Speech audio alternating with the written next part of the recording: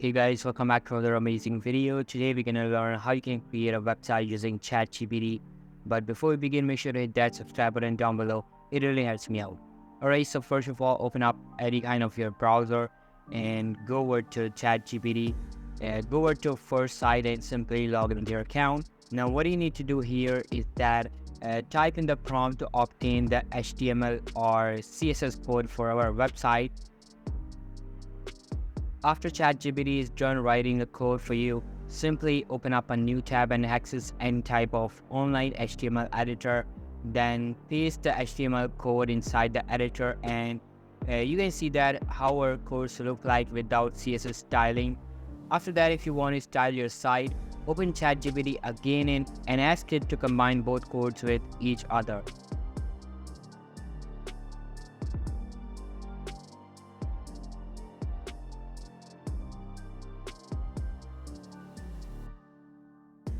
When it's done, paste it into the editor and you'll be able to see how your website looks. You can see that it's a complete website you just generated without doing anything. To edit the site name, simply edit the code completely throughout the page and run it. And that's how you can create a website just using ChatGPT.